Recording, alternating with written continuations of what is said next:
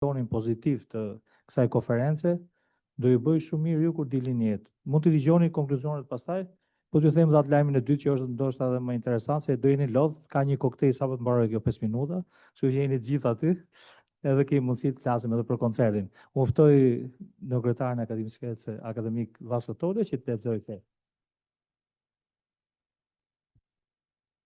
Përshëndetje. Është një lloj bekimi në fakt që ta mbyllim konferencën me tingujt e muzikës profesor Çeskut dhe të kolegëve të tjerë. Unë do të flas në emër të komitetit organizativ dhe të gjithë atyre të cilët folën sot.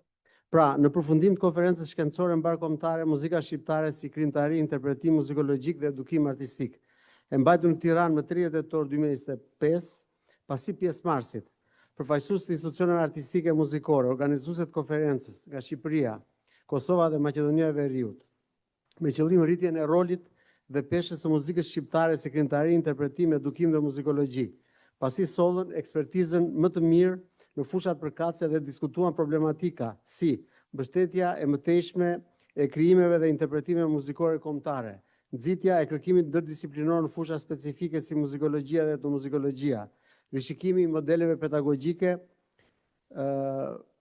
të mësimdhënies dhe modernizimi i kurrikulave muzikore përmes integrimit të teknologjisë digjitale dhe zhvillimit të kompetencave bashkëkohore për interpretuesit dhe mësuesit, ruajtja dhe digitalizimi i trashëgimisë muzikore kombëtare, e drejta autorit, zhvillimi i bashkëpunimit rajonal dhe ndërkombëtar e tjera, duke çmuar se kjo përvojë mbledhur në këto 35 vjet e dalë gjatë punimeve të konferencës paraqet nevojë të njihet dhe të zbatohet në terren në emër të institucioneve dhe individëve pjesëmarrës konferencë, po ju bëjmë të ditur në formë rekomandimesh ndaj institucioneve publike të ngarkuara me ligj sa më poshtë. 1. Rekomandime në fushën e krijimtarisë muzikore. Të hartohet dhe të aprovohet një strategji kombëtare me fokus veçantë çe muzika dhe edukimi përmes saj. Ky rekomandim i drejtohet Ministrisë Turizmit, Kulturës dhe Sportit dhe Ministrisë Arsimit. 2. Të krijohet fondi vjetor i mbështetjes së krijimtarisë së re muzikore pranë Ministrisë Kulturës, Teatrit në Operës dhe Baletit dhe në Radio Televizionin Shqiptar dhe të ketë konkurse për krijimtarinë e re muzikore, drejtuar Ministrisë Turizmit, Kulturës dhe Sportit, Tobit dhe RTS-s. 3. Të plotësohet detyrimi i ligjit për artin dhe kulturën në lidhje me artimin e VKM-s, ku të aprovohet masa e shpërblimit të gjinive artistike sipas fushave.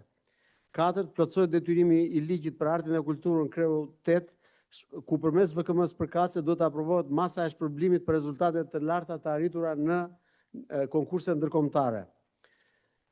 5. Të plotësohet detyrimi i këtij ligji për artin e kulturën, kur përmes urdhit përkatës të ministrit duhet përcaktohet organizimi i konkurseve kombëtare dhe skema të tjera vlerësimi në gjini të ndryshme të artit. Pra janë 3 detyrimet pa plotësuara.